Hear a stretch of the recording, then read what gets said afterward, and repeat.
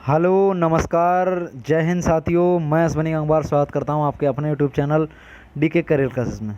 और कैसे हैं साथियों, कैसी चल रही है आप लोग की तैयारी। तो आज मैं आपके लिए लेखपाल का प्रैक्टिस सेट नंबर ग्रामीण प्रवेश का 7 लेकर आया हूं। तो ग्रामीण प्रवेश में हम लोगों ने करीब काफ़ी हद तक सिलेबस कवर कर लिया। अब उसके साथ हम लोग प्रैक्टिस भी कर रहे हैं। तो आज के क्लास को कंटिन्यू करने के लिए मैं आपके लिए प्रैक्टिस सेट नंबर 7 लेकर आया हूँ। तो आज के प्रैक्टिस का पहला सवाल है, इन सवालों को बहुत अच्छे से आप लोग समझिए कि और बहुत अच्छे से इनके जब मैं समझाता हूँ, इनके आंसरों के बाद में जब इनकी डिटेल में बताता हूँ, तो उस चीज़ों को भी आप नोट कर लिया करिए। और उसमें बहुत सारी चीज़ें ऐसी होती हैं जो शायद आपके लिए नई भी हो सकती हैं और इन सवालों में नई भी होती हैं। ठीक है, तो पहला सवाल है आज का कि राजस्व परिषद न्यायिक के कार्य होते हैं। मैंने आपको बताया था राजस्व परिषद के 2 मतलब हेड ऑफिस हैं। एक न्यायिक वाला आपका इलाहाबाद प्रयागराज में है और जो दूसरा प्रशासनिक वाला है वो लखनऊ में है। तो यहाँ पर पूछा राजस्व परिषद न्यायिक के कार्य क्या क्या होते हैं।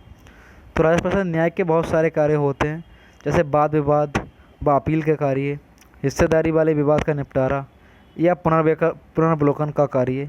तो ये सारे कार्य इसी के होते हैं राजस्व परिषद के न्यायिक के। यानी इसमें जो राइट आंसर हो जाएगा वो हो जाएगा उपयुक्त सभी। ठीक है, क्योंकि इसमें तीनों कार्य इसी के हैं। अगला सवाल देखते हैं कि ऋग्वेद में सर्वाधिक उल्लेखित नदी कौन सी है। तो सिंधु नदी, चंबल नदी, गंगा नदी और यमुना नदी। अगर मैं बात ऋग्वेद की करूं तो ऋग्वेद में टोटल 24 नदियों का जिक्र है। 24 नदियों का जिक्र है, लेकिन उन 24 नदियों में से सर्वाधिक महत्वपूर्ण और सबसे ज़्यादा जो इम्पोर्टेंट नदी मानी गई है वो आपकी सिंधु नदी मानी गई है। तो इसका जो राइट आंसर हो जाएगा वो हो जाएगा सिंधु नदी। ठीक है, और अगर सर्वाधिक पवित्र नदी की बात माने तो ऋग्वेद में सबसे ज़्यादा पवित्र नदी मानी गई है वो सरस्वती मानी गई है। ठीक है, अगला सवाल, भारत का सबसे बड़ा हड़प्पाई नगर कौन सा है। हड़प्पा की एक सभ्यता हुई थी, खुदाई में जो कोई निकली थी। ठीक है, तो इसमें कुछ नगर निकले थे। तो अब पूछा गया हड़प्पा की सभ्यता में सबसे बड़ा नगर कौन सा था। Option A Rakhigarhi, option B Alamgirpur, option C Kalibangan, option D Dholavira. तो हड़प्पा की सभ्यता का अगर सबसे बड़े नगर की मैं बात करूं तो इसमें आपका जो राइट आंसर हो जाएगा वो हो जाएगा आपका option number A. Option A यहाँ पर हो जाएगा आपका Rakhigarhi. Rakhigarhi is the right answer. तो राखीगढ़ी है, ये सबसे बड़ा नगर है। अगर इस नगर की खोज की बात करें तो इसकी जो खोज हुई थी ये 1969 में हुई है, राखीगढ़ी की खोज। ठीक है, लेकिन इसकी अगर ढंग से व्यापक खुदाई की बात करें तो वो लगभग सन 2000 के आसपास हुई है। सन 2000 में इसका व्यापक रिसर्च हुई है इसके ऊपर।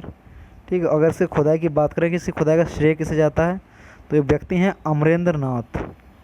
याद रखना, राखीगढ़ी की खोज या खुदाई तो अमरेंद्र नाथ ने की है। ठीक है, अगला सवाल देखते हैं इसी के साथ कि सिराज ए हिंद किस नगर को जाना जाता था। एक नगर हुआ है पहले आपका, तो उस नगर को सिराज ए हिंद कहते हैं। तो वो कौन सा नगर है जिसके लिए सिराज ए हिंद नाम दिया गया, बताइए। ऑप्शन 4 आपके सामने हैं। तो ऑप्शन ए है प्रतापगढ़, ऑप्शन बी है सुल्तानपुर, और ऑप्शन सी है आपका जौनपुर, और ऑप्शन डी है प्रयागराज। तो बताइए सिराज ए हिंद किसे कहते हैं। तो अगर मैं सिराज ए हिंद की बात करूं तो सिराज ए हिंद ऑप्शन सी हो जाएगा। सिराज ए हिंद जौनपुर को कहा जाता है।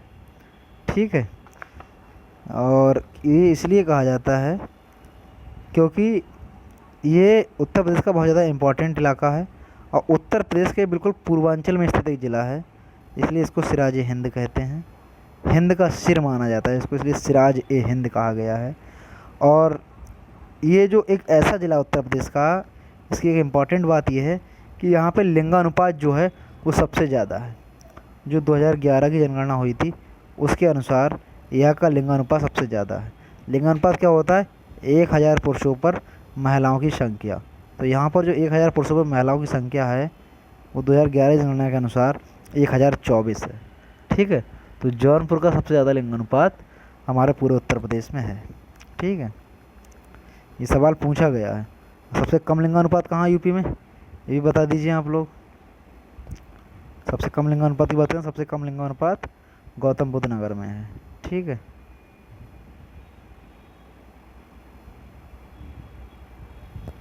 अगला सवाल देखते हैं। उत्तर प्रदेश की किस नहर से सर्वाधिक क्षेत्र में सिंचाई की जाती है? उत्तर प्रदेश की किस नहर से सर्वाधिक क्षेत्र में सिंचाई की जाती है? 4 नहरें आपके सामने दी हुई हैं, आगरा नहर, निचली गंगा नहर, शारदा नहर या केन नहर। तो बताइए राइट आंसर क्या हो जाएगा। तो उत्तर प्रदेश में सबसे ज़्यादा सिंचाई की जाती है वो हमारी शारदा नहर से की जाती है। किससे? शारदा नहर से। लगभग इस नहर से 9 लाख हेक्टेयर 9 लाख हेक्टेयर भूमि की सिंचाई की जाती है शारदा नहर से। ठीक है, उत्तर प्रदेश की सबसे ज़्यादा सिंचाई वाली नहर है शारदा नहर। शारदा नहर कहाँ से निकलती है? तो टनकपुर के पास में बनबसा से निकलती है, पीलीभीत के बॉर्डर से। ठीक है, अगला सवाल, सामुदायिक विकास कार्यक्रम कब प्रारंभ हुआ? सामुदायिक विकास कार्यक्रम कब प्रारंभ किया गया? तो आपके सामने यहाँ पर ऑप्शन दिए हुए हैं, 4 ऑप्शन। ऑप्शन ए 26 जनवरी 1950, ऑप्शन बी 15 अगस्त 1951, ऑप्शन सी 2 अक्टूबर 1952, ऑप्शन डी 26 जनवरी 1953। तो बताइए सामुदायिक विकास कार्यक्रम कब प्रारंभ किया गया? तो इसका राइट आंसर हो जाएगा आपका ऑप्शन नंबर सी 2 अक्टूबर 1952। ठीक है, बाद में ये योजना राष्ट्रीय विस्तार सेवा एक योजना चलती है, उसका हिस्सा बन गई। अगला सवाल, बुंदेलखंड क्षेत्र की किसी एक नहर का नाम है? यहाँ पे 4 नहरें दी हैं, उनमें से एक नहर ऐसी है जो बुंदेलखंड क्षेत्र में बहती है। ठीक है, तो घाघरा नहर, रोहलखंड नहर, बेतवा नहर या ऊपरी गंगा नहर। तो बुंदेलखंड में इनमें से कौन सी नहर बहती है बताइए। तो यहाँ पे ऑप्शन सी हो जाएगा बेतवा नहर, जो कि बेतवा नदी से निकलती है। ठीक है, तो ये बुंदेलखंड की नहर है। ठीक है, और यहीं पे केन नदी भी बहती है बेतवा नदी के पास में, तो वहीं से निकाली गई है ये बेतवा नहर। ठीक है,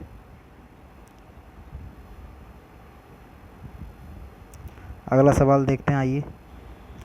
अगला सवाल, 10 मई 1857 ईस्वी को भारत के महान सिपाही विद्रोह का प्रारंभिक विस्फोट कहाँ से हुआ?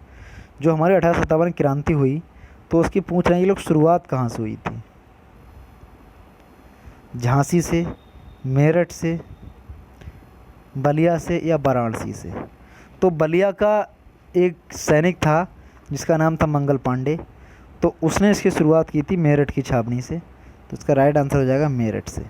मंगल पांडे बलिया के थे, ये याद रखना, लेकिन स्टार्टिंग मेरठ से हुई थी। ठीक है, और उस समय अगर आपसे पूछ रहे कि भारत का गवर्नर जनरल कौन था, तो उस समय जो भारत का गवर्नर जनरल था वो था आपका लॉर्ड कैनिंग।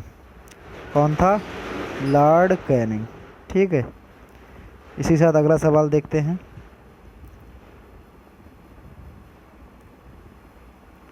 कि चकबंदी लेखपाल किसके अधीन होता है? जो चकबंदी लेखपाल का पद होता है वो किसके अधीन होता है? जिला अधिकारी के, चकबंदी आयुक्त के, ग्राम पंचायत के, उपरोक्त में से कोई नहीं। तो इसका राइट आंसर हो जाएगा ऑप्शन बी, चकबंदी लेखपाल चकबंदी आयुक्त के अधीन होता है। ठीक है, चौधरी चरण सिंह जब कृषि मंत्री थे, चौधरी चरण सिंह जी राजस्व एवं कृषि मंत्री रहते थे, तो उन्होंने चकबंदी अधिनियम 1954 में लागू किया था, आपको पता होना चाहिए। 1953 में चकबंदी अधिनियम आया और लागू कब हुआ? 1954 में। 2 तहसीलों के साथ, कैराना और मुजफ्फरनगर, मुसाफिर खाना सॉरी, और संपूर्ण उत्तर प्रदेश में 1958 में लागू कर दिया गया चकबंदी। अगला सवाल, वर्ष 2011 की जनगणना के अनुसार उत्तर प्रदेश में सबसे कम जनसंख्या वाला जिला कौन सा है? बांदा, महोबा, फतेहपुर या फिर झांसी? तो ये 4 जिले वैसे चारों की जनसंख्या कम है, लेकिन सबसे कम वाला कौन सा है? तो यहाँ पर राइट आंसर हो जाएगा आपका ऑप्शन बी, महोबा, जहाँ पे सबसे कम जनसंख्या है 2011 की जनगणना के अनुसार। अगर मैं यहाँ की जनसंख्या की बात करूँ, तो यहाँ पर जो जनसंख्या है आपकी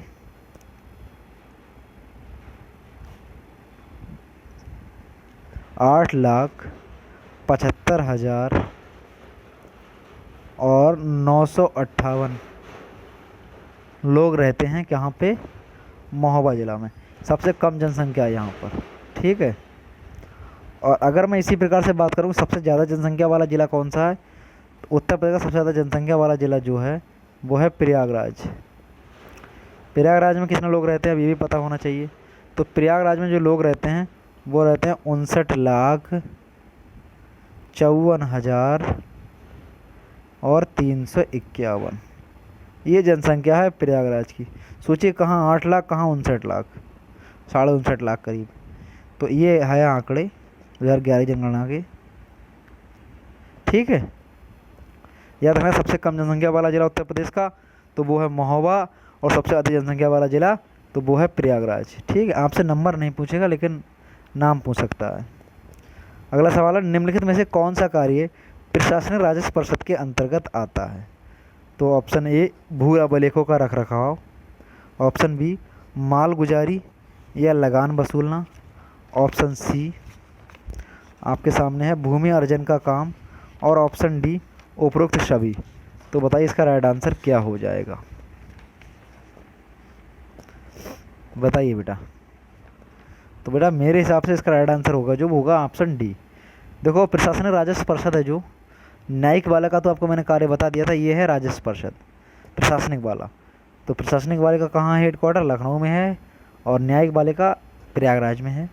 तो सारे कार्य इसके भू अभिलेखों का रखरखाव भी इसका कार्य है, माल गुजारी या लगान वसूलना भी इसका कार्य है, ठीक है। भूमि अर्जन का कार्य भी इसका है, और इसके अलावा अन्य जो देय वाले हैं, वसूली वाले कार्य हैं, वो भी इसी कार्य होते हैं। तो सारे के सारे कार्य इसी के हैं आपके राजस्व परिषद के, ठीक है। इसी साथ अगला क्वेश्चन देखते हैं कि द्वितीय योजना अवकाश की अवधि है। आपको मैंने योजना अवकाश पढ़ाए थे, तो द्वितीय योजना अवकाश कब आया था बताइए।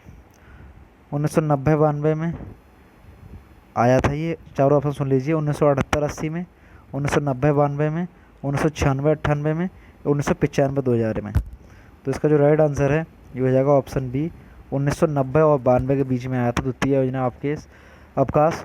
उस समय 7वीं पंचवर्षीय योजना चल रही थी, और उस समय हमारे देश में वित्तीय संकट बहुत बड़ा आ गया था, ठीक है। तो इसलिए द्वितीय योजना अवकाश उस समय लगाना पड़ा था, ठीक है। अगला सवाल, राजकीय वन किसे कहते हैं।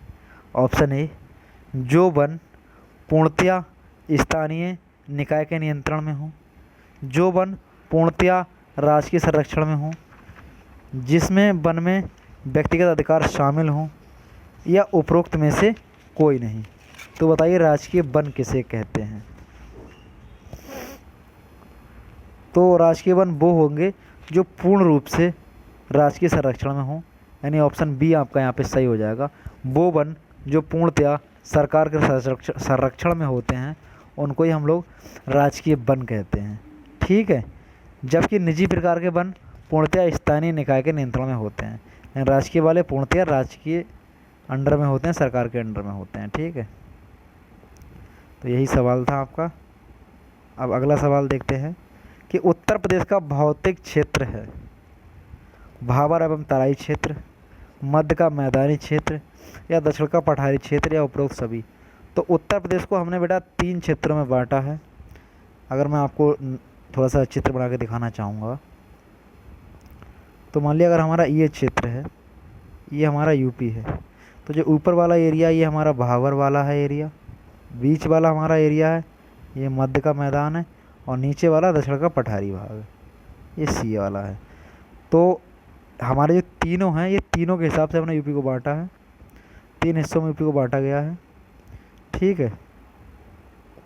देख लीजिए फिर से एक बार थोड़ा और क्लियर हो जाए। जो ऊपर वाला हमारा है ये भाबर का तराई मैदान है, इसमें जो हमारे नेपाल से सटे हुए ज़िले आते हैं ज़्यादातर 8-10 ज़िले।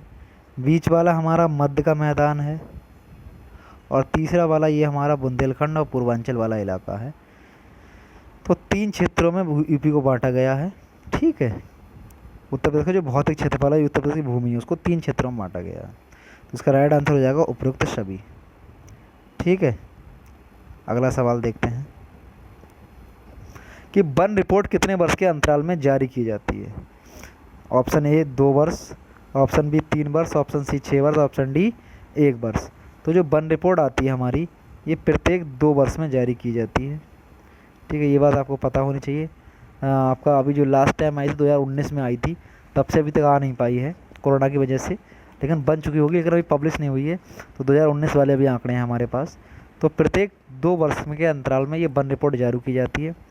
जो हमारा है FRI, फॉरेस्ट रिसर्च इंस्टीट्यूट या भारतीय वन सर्वेक्षण संस्थान देहरादून में, तो देहरादून में जो संस्थान है हमारा FRI, उसी के थ्रू ये रिपोर्ट प्रत्येक 2 वर्ष में निकाली जाती है, जारी की जाती है। ठीक है, अगला सवाल।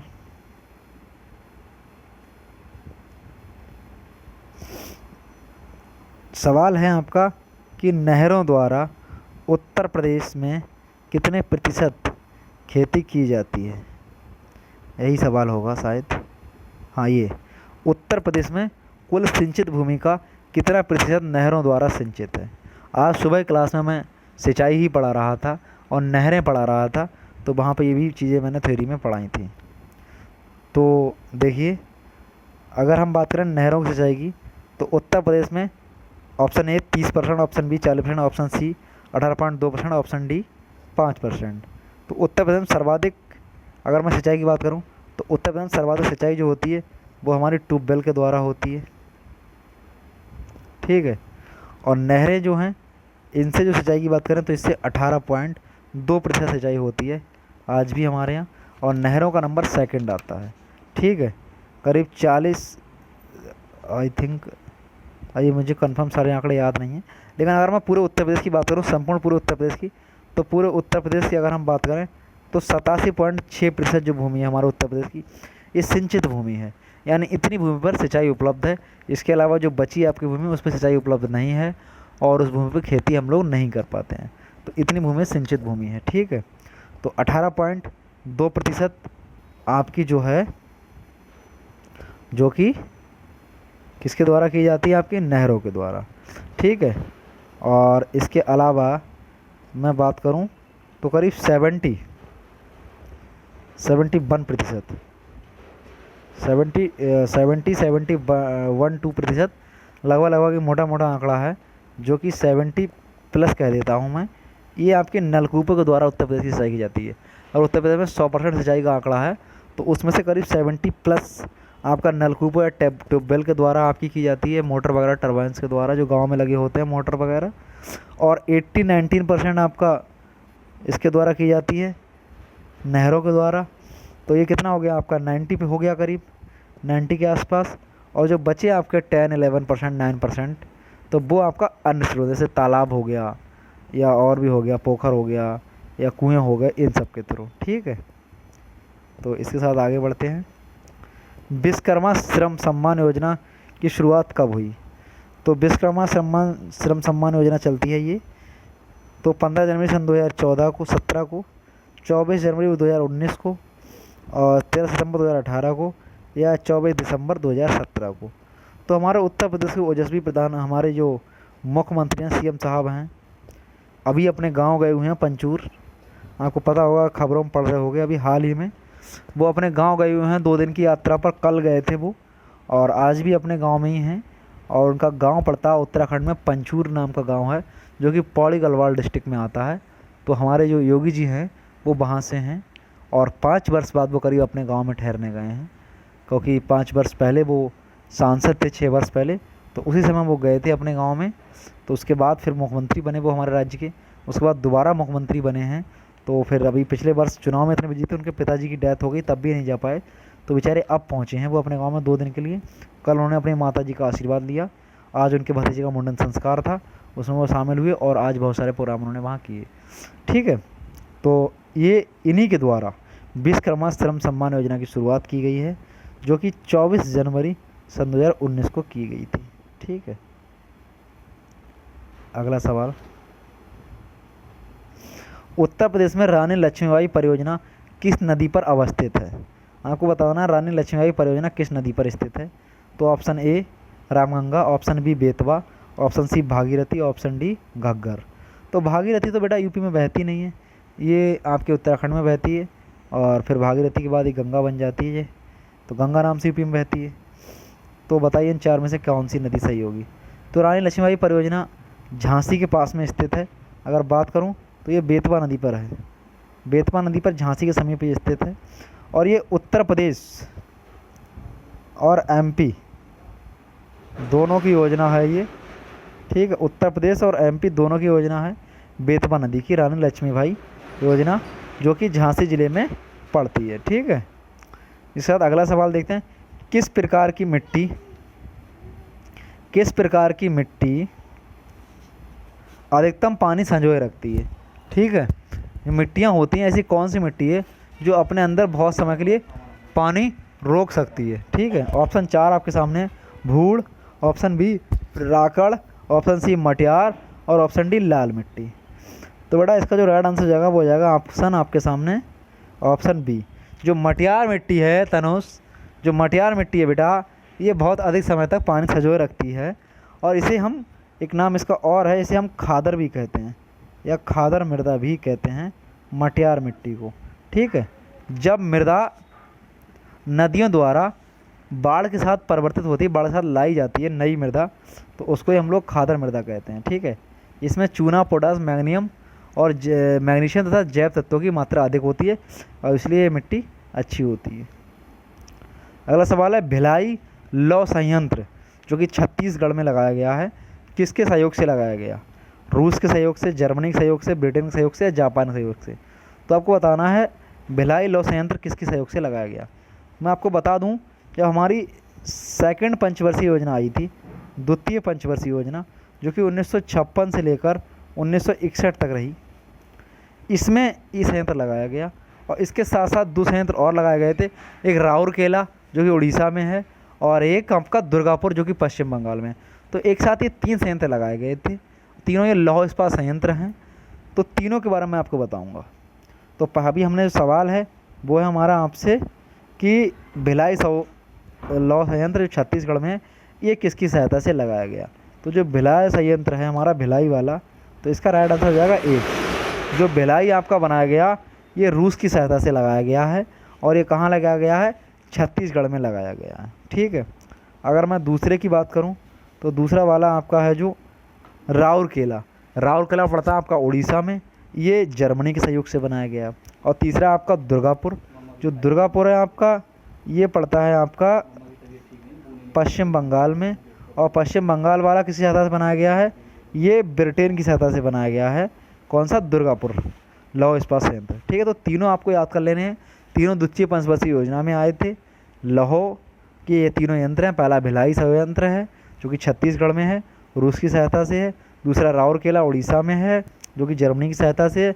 तीसरा दुर्गापुर पश्चिम बंगाल में है जो कि ब्रिटेन की सहायता से बनाया गया। ठीक है, तो हमारा यहाँ पे सवाल था कि भिलाई लौह संयंत्र किसकी सहायता से बनाया गया है। तो भिलाई लौह संयंत्र जो आपका बनाया गया है ये आपका ऑप्शन ए सही हो जाएगा। यहाँ पर ये रूस की सहायता से बनाया गया है। ठीक है, अगला सवाल देखते हैं कि द्वितीय पंचवर्षीय योजना की अवधि क्या थी। तो द्वितीय पंचवर्षीय योजना की जो अवधि थी वो आपको बताना है। Option A 1960-65, option B 1961-66, option C 1952, 1957 और 1970-75। तृतीय पूछा गया, तो पहली बताइए। पहली 1951 से 1956, दूसरी 1956 से 1961, फिर तीसरी कब होगी तो 1961 से लेकर 1966। तो आपका फिर राइट आंसर हो जाएगा ऑप्शन नंबर बी, 1961 से लेकर 1966 तक। ठीक है, अगला सवाल देखते हैं। गंगा यमुना मैदानी क्षेत्र का वह भाग जहां बाढ़ का जल नहीं पहुंच पाता है, तो वैसी मृदा को क्या कहते हैं।